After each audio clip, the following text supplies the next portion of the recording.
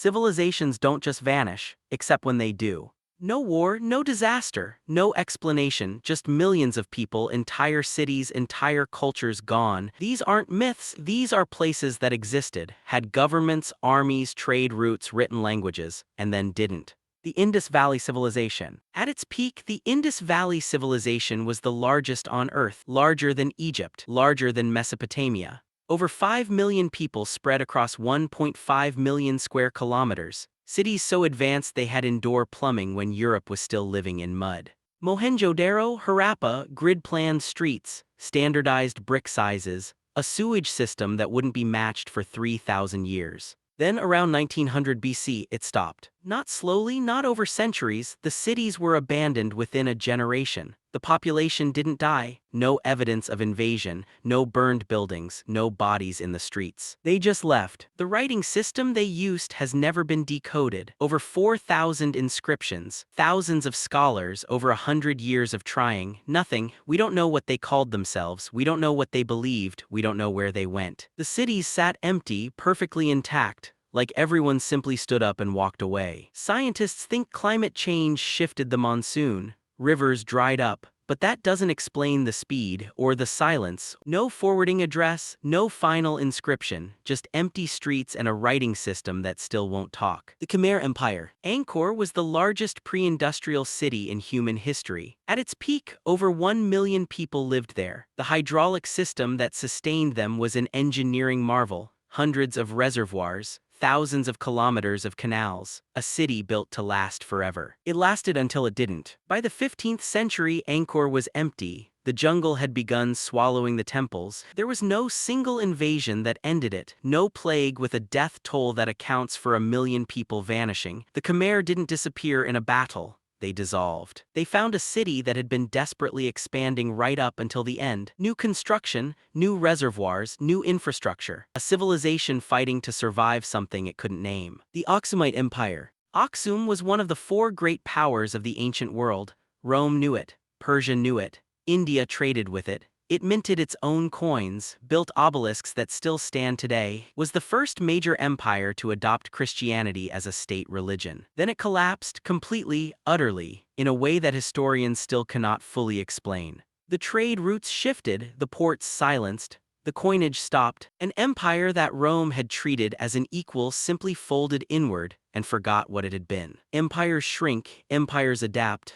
Aksum didn't. It just became a memory that even its own descendants stopped telling. The Minoans were the first advanced civilization in Europe. Palace complexes at Knossos, sophisticated art, a writing system called Linear A that has never been deciphered, running water in 1700 BC, a naval empire that dominated the Mediterranean. Around 1450 BC, almost every Minoan palace site burned. Not one, all of them, simultaneously. The eruption of Thera is the most popular explanation, the largest volcanic eruption in human history, but the timeline doesn't align cleanly. Some sites show destruction decades after the eruption, some burned in ways that suggest deliberate destruction, not natural disaster. Linear A has never been translated. We know what Minoans built, we know what they ate, we can see their faces in their own paintings. We don't know what they said, we don't know what they feared, we don't know what they called their gods. The Mycenaeans left records of almost everything. They left no record of what happened to the Minoans. The ancestral Pueblones. For over 1,000 years, the ancestral Pueblones built into the cliffs of the American Southwest. Cliff Palace at Mesa Verde, Pueblo Bonito in Chaco Canyon, a road network that served no obvious military or trade purpose. Astronomical alignments precise enough that scholars still study them. Then around 1300 AD, they left. All of them, every major site, within a few decades. The drought record is real. They left food stores, they left tools, they left everything too heavy to carry. There is skeletal evidence of violence in the final years,